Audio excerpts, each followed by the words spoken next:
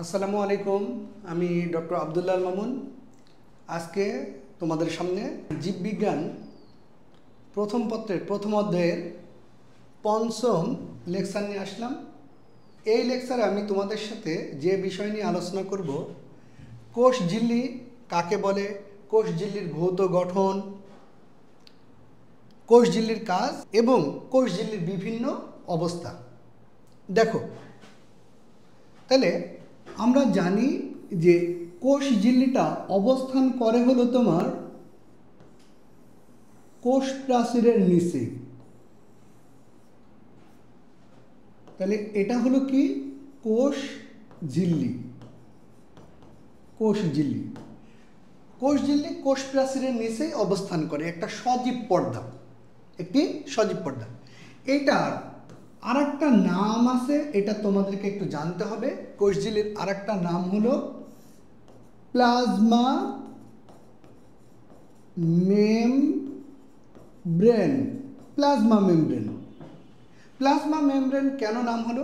কারণ এই কোষঝিল্লি বা সজীব পর্দাটা সাইটোপ্লাজমীয় তরল পদার্থের সাথে সংস্পর্শে অবস্থান করে, যার কারণে এটার নাম হলো প্লাজমা মেমব্রেন।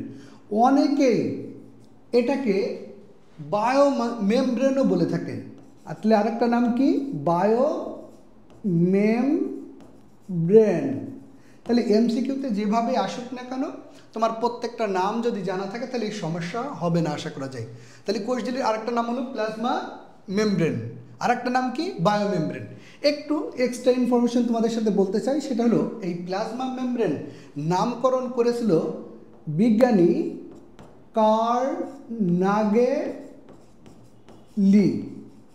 ও আরেকজন বিজ্ঞানীর নাম তোমাদের একটু মনে রাখিও, এনার নাম হলো বিজ্ঞানী ক্রেমার। তাহলে দেখো আরেকবার বলি, কোষঝিল্লি কোষ প্রাচীরের নিচে অবস্থিত একটা সজীব পর্দা, এর অন্য নাম হলো প্লাজমা মেমব্রেন। প্লাজমা মেমব্রেন নামকরণ করেছিল বিজ্ঞানী কার্নাগেলি ও ক্রেমার। অনেকেই একে বায়ো মেমব্রেন নামকরণ করতে চান বা করেন। এখন আমি তোমাদের সামনে যে বিষয় নিয়ে আলোচনা করব সেটা হলো কোষঝিল্লির ভৌত গঠন। কোষঝিল্লির ভৌত গঠনে দুইটা মডেল প্রস্তাব করছেন। এক নম্বরে যে মডেলটা আছে সেটা হলো sandwich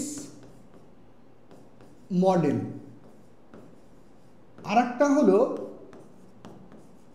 fluid mosaic model.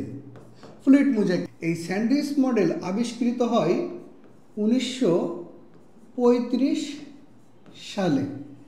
Sandwich model যে দুইজন বিজ্ঞানী আবিষ্কার করেছিল একটু মাথায় রাখিও।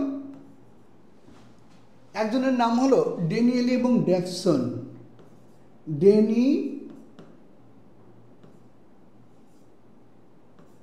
ড্যানিয়েলি ও ডেভসন। তাহলে স্যান্ডউইচ মডেল আবিষ্কৃত হয় 1935 সালে এবং কে আবিষ্কার করেছিল? ড্যানিয়েল এবং ডেভসন।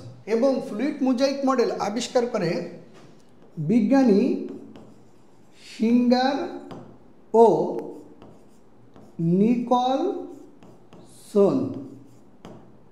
আমাদের যুদ্ধের পরের সালে আবিষ্কৃত হয় 1972 সালে। এবং এই দুইটা মডেলের মধ্যে সবথেকে গ্রহণযোগ্য মডেল হলো ফ্লুইড মোজাইক মডেল।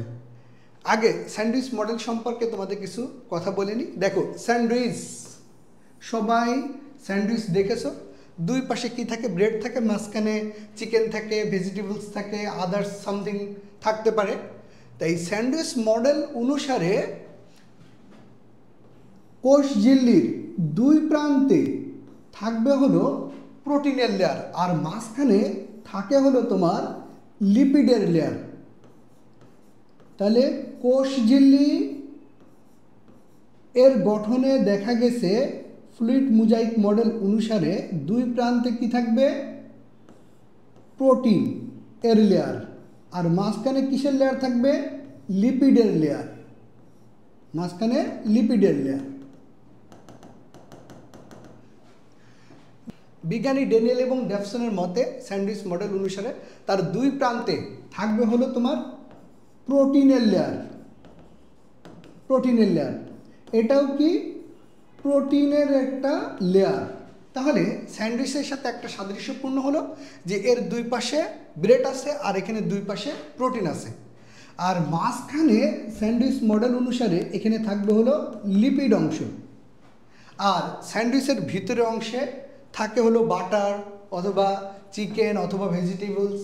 দেখো, যেটা দেখতে বিজ্ঞানী ডেনিয়েল এবং ডেভসনের মতে কোষ ঝিল্লির দুই প্রান্তে থাকবে হলো প্রোটিন লেয়ার, মাঝখানে লিপিড লেয়ার, যেটা দেখতে অনেকটা স্যান্ডউইচের মতো মনে হয়, যার কারণে এই মডেলটাকে নাম দিয়েছেন স্যান্ডউইচ মডেল। দেখো, এখান থেকে 2 মার্কের কোশ্চেন আসছে, আরেকবার বলতেছি, তোমাদের হয়ে যাবে ইনশাল্লাহ। বিজ্ঞানী ডেনিয়েল এবং ডেভসনের মতে কোষ ঝিল্লির দুই প্রান্তে থাকে হলো তোমার প্রোটিন লেয়ার, মাঝখানে লিপিড লেয়ার, যেটা দেখতে অনেকটা স্যান্ডউইচের মতো মনে হয়, যার কারণে এই মডেলটাকে বলা হয় স্যান্ডউইচ মডেল। এরপরে আমি তোমাদের যে বিষয় নিয়ে আলোচনা করবো সেটা হলো fluid mosaic model. Fluid mosaic model সবথেকে গ্রহণযোগ্য মডেল এবং এটা সম্পর্কে আমাদের একেবারে নিখুঁত ধারণা থাকতে হবে। আমি এখন তোমাদের সামনে যে বিষয় নিয়ে আলোচনা করব সেটা হলো ফ্লুইড মোজাইক মডেল। এটা সবথেকে গ্রহণযোগ্য মডেল। তোমরা ইতিপূর্বে জেনেছো যে ফ্লুইড মোজাইক মডেল আবিষ্কার করেছে বিজ্ঞানী সিঙ্গার আর নিকেলসন 1972 সালে। এই মডেল অনুসারে কোষ ঝিল্লির মধ্যে ফসফোলিপিডের বাইলেয়ার আছে, প্রোটিন অংশ আছে, গ্লাইকোক্যালিক্স আছে, কোলেস্টেরল আছে, আরেকটা এক্সট্রা আমাদের জানতে হবে, সেটাকে বলা হয় ফ্লিপ ফ্লপ মুভমেন্ট। আমরা আগে প্রথমে যেটা দেখব সেটা হলো ফসফোলিপিড বাইলেয়ার। দেখো, এই ফ্লুইড মোজাইক মডেল অনুসারে লিপিডের 2টা স্তর থাকে, উপরে একটা স্তর, নিচে একটা স্তর। উপরের যে স্তর এটাও লিপিড, এটা লিপিড। এই লিপিড কে বলা হয় ফসফোলিপিড,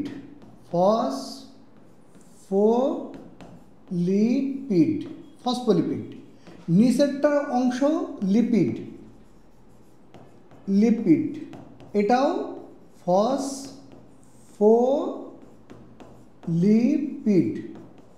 তাহলে আমরা দেখতে পাচ্ছি যে ফসফোলিপিডের 2টা স্তর হলো, উপরে একটা স্তর, নিচে একটা স্তর।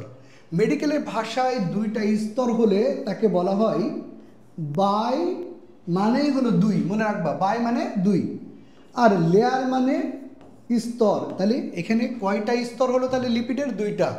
কোন লিপিড? ফসফোলিপিড। ফসফোলিপিডের বাই লেয়ার।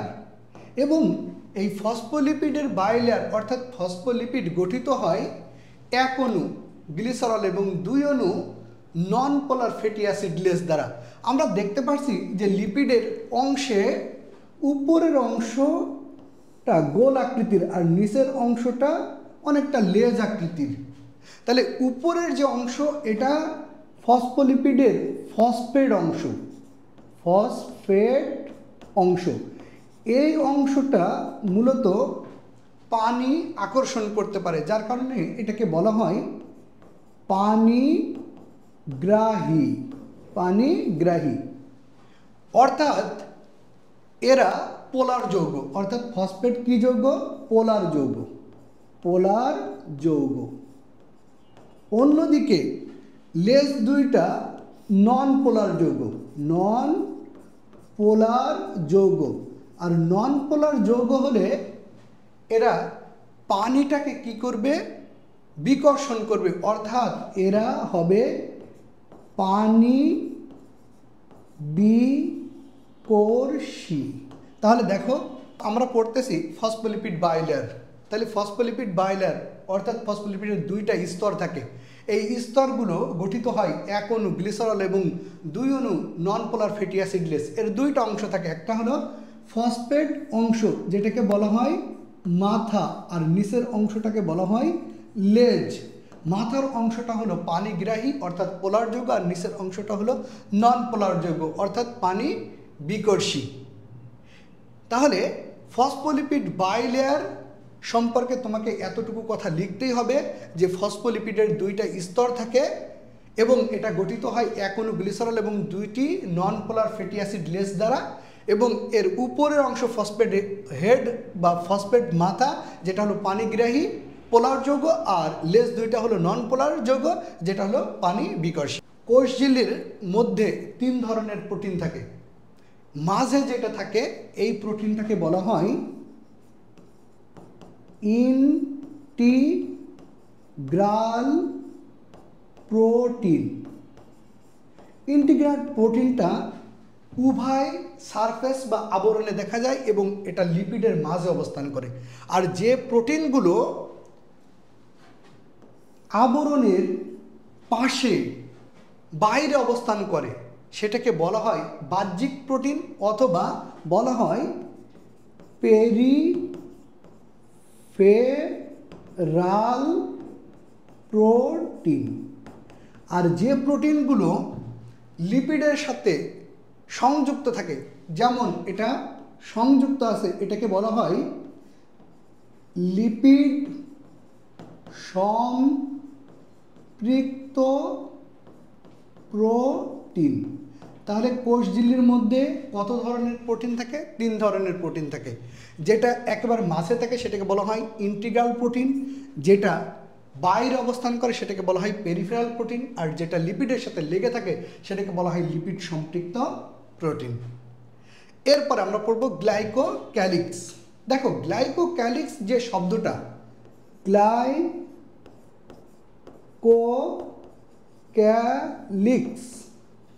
গ্লাইকোক্যালিক্স, গ্লাইকো শব্দের অর্থ হলো শর্করা, আর ক্যালিক্স শব্দের অর্থ হলো কাভার অথবা আবরণ, কাভার অথবা আবরণ। তাহলে গ্লাইকোক্যালিক্স এটা আবার 2 ধরনের হয়ে থাকে। দেখো গ্লাইকোক্যালিক্স আবার 2 ধরনের হয়ে থাকে, যেটা লিপিডের সাথে সংযুক্ত থাকে। তোমরা জানো যে এটা একটা ফসফোলিপিড।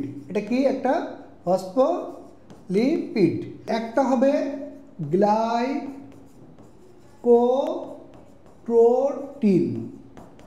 আর একটা হবে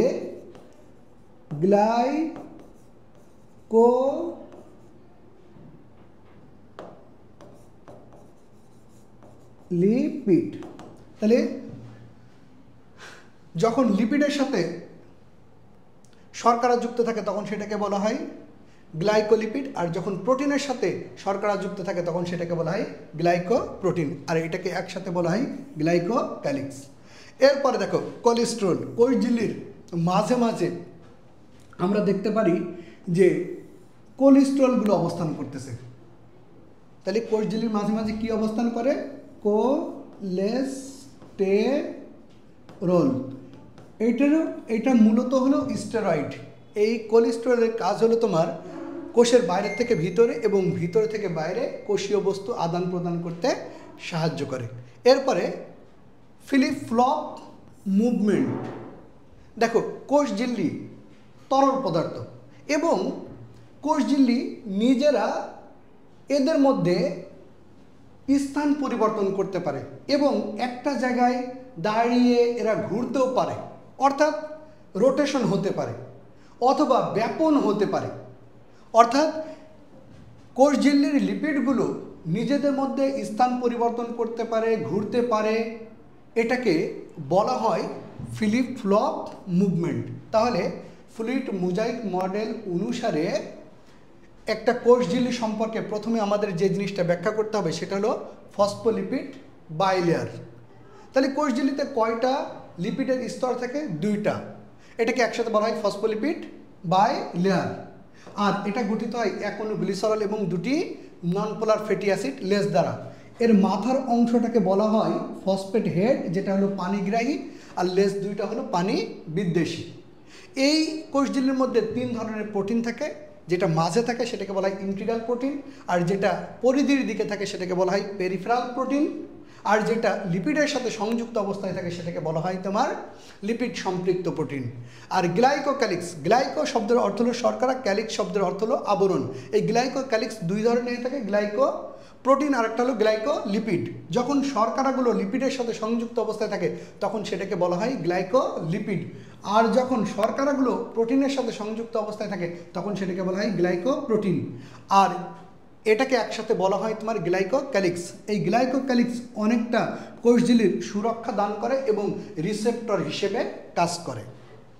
এবং কোলেস্টেরলগুলো কোষঝিল্লির মাঝে মাঝে অবস্থান করে এবং কোষের মধ্যে দিয়ে কোষীয় বস্তু আদান প্রদান করতে সাহায্য করে। আর ফিলিপ ফ্লপ মুভমেন্ট, লিপিডগুলো অর্থাৎ কোষঝিল্লির লিপিডগুলো এরা নিজেদের মধ্যে স্থান পরিবর্তন করতে পারে, ঘুরতে পারে এবং ব্যাপন হতে পারে, এটাকে বলা হয় ফ্লিপ ফ্লপ মুভমেন্ট। আর একটা জিনিস সেটা হলো তোমরা জানো, সেটা ফ্লুইড মোজাইক মডেলকে বলা হয় আইসবার্গ মডেল। কি মডেল? এখান থেকে 2 মার্কের একটা কোশ্চেন আসে, ফ্লুইড মোজাইক মডেলকে আইসবার্গ মডেল বলা হয় কেন? আইসবার্গ মডেল বলা হয় কেন? আইসবার্গ শব্দটার অর্থ হলো বরফের পাহাড়। আমরা যদি একটা চিত্র দেখি যে বরফের পাহাড় সাগরে তৈরি হয়, এই বরফের পাহাড়ের 80% এটা পানির মধ্যে নিমজ্জিত অবস্থায় থাকে, আর অনলি 20% এটা বাইরে অবস্থান করে। দেখো, ফ্লুইড মোজাইক মডেল অনুসারে বাইরের থেকে আমরা প্রোটিনগুলো খুবই অল্প পরিমাণ দেখতে পাচ্ছি এবং অধিকাংশ প্রোটিন লিপিডের মধ্যে নিমজ্জিত অবস্থায় থাকে, যেটা দেখতে অনেকটা আইসবার্গের মতো মনে হয়, যার কারণে এই ফ্লুইড মোজাইক মডেলটাকে বলা হয় আইসবার্গ মডেল। দেখো, এখান থেকে আরেকটা পয়েন্ট একটু পড়তে হবে, সেটা হলো ইউনিট মেমব্রেন কাকে বলে? ইউনিট মেমব্রেন কাকে বলে? ইউনিট মেমব্রেন কাকে বলে? মেমব্রেন কাকে বলে? Unit membrane. দেখো, কোষ ঝিল্লির মধ্যে অধিকাংশই তুমি লিপিড দেখতে পারছো এবং মাঝে মাঝে রয়েছে প্রোটিন। মাঝে মাঝে কি রয়েছে? প্রোটিন অংশ রয়েছে। আর এখানে জানো যে 3টা প্রোটিন থাকে, ইন্টিগ্রাল প্রোটিন, পেরিফেরাল প্রোটিন, আর একটা কি লিপিড সম্পৃক্ত প্রোটিন। ইউনিট মেমব্রেন 1 মার্কের জন্য আসে। লিপিডের মধ্যে প্রোটিনগুলো গ্রথিত অবস্থায় অবস্থান করে, অর্থাৎ লিপিডের মাঝে মাঝে প্রোটিনগুলো গ্রথিত অর্থাৎ ভিতরে ঢুকে থাকে, এটাকে একসাথে বলা হয় ইউনিট মেমব্রেন। এরপরে এখন আমরা প্রথমে যেটা পড়বো সেটা হলো মাইক্রোভিলাই। মাইক্রো শব্দের অর্থই হলো, তুমি জানো যে ক্ষুদ্র, আর ভিলাই, ভিলাই শব্দটার অর্থ হলো আঙ্গুলের মতো, আঙ্গুলের মতো। কোষঝিল্লির ভাঁজ হওয়া ছোট ছোট আঙ্গুলের মতো এই অংশটাকেই বলা হয় মাইক্রোভিলাই। এই মাইক্রোভিলাই সবথেকে মানুষের ক্ষুদ্রান্তের অন্তঃপ্রাচীরে যে কোষ আছে, ক্ষুদ্রান্তের অন্তঃপ্রাচীর, আবারও বলতেছি, ক্ষুদ্রান্তের অন্তঃপ্রাচীর, ক্ষুদ্রান্তের অন্তঃপ্রাচীরে প্রত্যেকটা কোষে এই মাইক্রোভিলাইয়ের সংখ্যা থাকে 3000 পর্যন্ত। তাহলে মাইক্রোভিলাই কাকে বলে? মাইক্রো শব্দের অর্থ ক্ষুদ্র, ভিলাই শব্দের অর্থ আঙ্গুলের মতো অবস্থা। তাহলে কোষঝিল্লির ছোট ছোট ভাঁজ অংশগুলোকে বলা হয় মাইক্রোভিলাই। এটা মানবদেহের ক্ষুদ্রান্তের অন্তঃপ্রাচীরে যে কোষ আছে, প্রত্যেকটা কোষের মধ্যে প্রায় 3000টা পর্যন্ত মাইক্রোভিলাই থাকতে পারে, যা শোষণতলের আয়তনকে বাড়িয়ে দেয়। এবং এরপরে আমরা যেটা পড়ব সেটা হলো ডেসমোসোম। এরপরে পড়ব আমরা ডেসমোসোম। পাশাপাশি 2টি কোষ, এরা এক ধরনের ফাইবার বা সুতা অথবা তন্তু দ্বারা, ফাইবার বা সুতা অথবা তন্তু দ্বারা, তাহলে ফাইবার বা সুতা অথবা তন্তু দ্বারা পরস্পরের সাথে যুক্ত থাকে এবং একটা বৃত্তাকৃতির অঞ্চল, বৃত্তাকার অঞ্চল সৃষ্টি হয়, বৃত্তাকার অঞ্চল গঠিত হয়।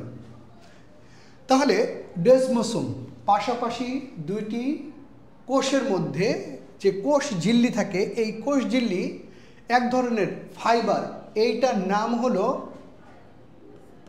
টোনোফাইব্রিল। টোনো শব্দের অর্থ হলো যে চাপ এবং টান সহ্য করতে পারে, আর ফাইব্রিল মানে হলো সুতা। তাহলে পাশাপাশি 2টি কোষ ঝিল্লি যে ফাইবার বা তন্তু দ্বারা একসাথে দৃঢ়ভাবে অবস্থান করে এবং বৃত্তাকার একটা অঞ্চল গঠন করে, তখন সেটাকে বলা হয় ডেসমোসোম। আরেকটা আছে 3 নম্বর পয়েন্ট, ফ্যাগোসাইটিক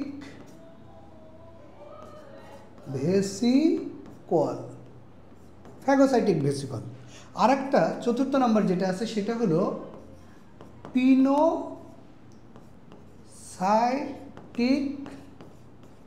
ভেসিকল।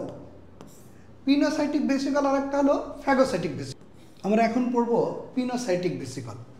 তাহলে পিনো শব্দটার অর্থ, পিনো শব্দটার অর্থ হলো তরল পদার্থ, আর সাইটিক মানে হলো সেল, আর ভেসিকল, ভেসিকল শব্দের অর্থ হলো গহ্বর। তাহলে কোনো একটা কোষের কোষ ঝিল্লি, কোনো একটা কোষের কোষ ঝিল্লি ভিতরের দিকে যদি একটা গহ্বর সৃষ্টি করে, এই গহ্বরটাকেই বলা হয় ভেসিকল।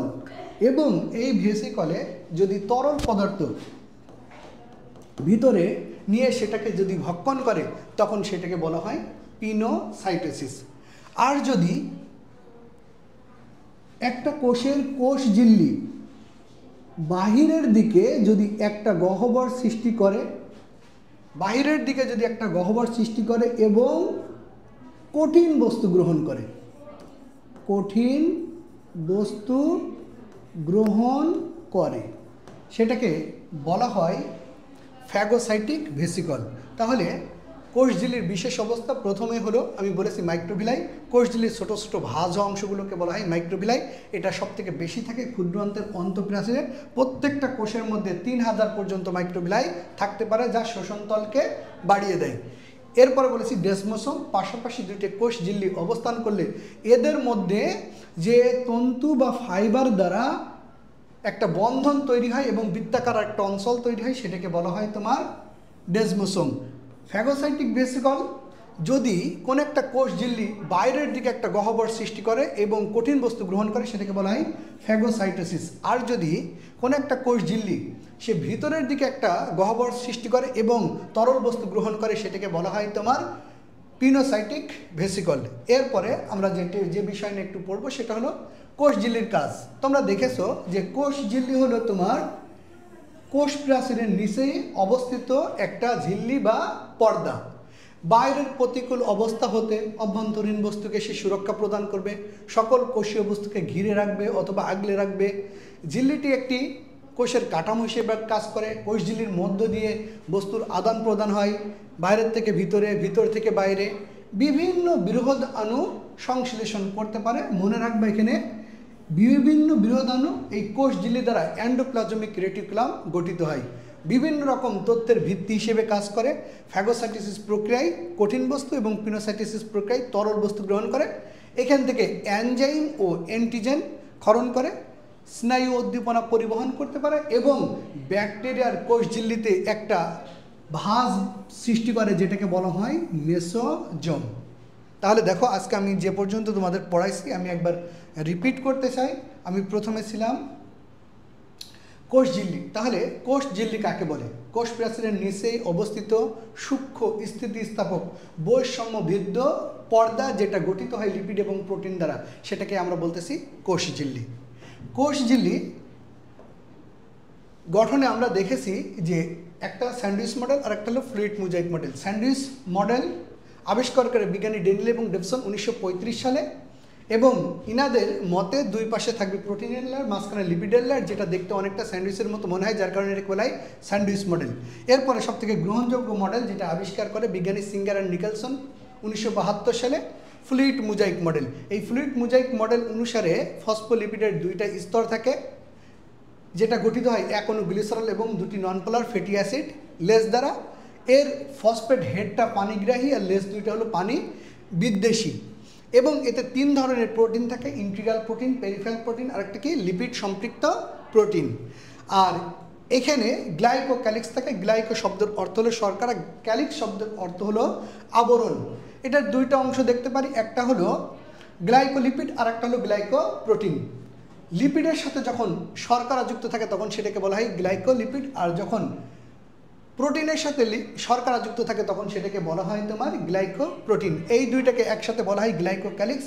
এটা কোষ ঝিল্লির আবরণ হিসেবে কাজ করে এবং রিসেপ্টর হিসেবে কাজ করে এবং সুরক্ষা প্রদান করে।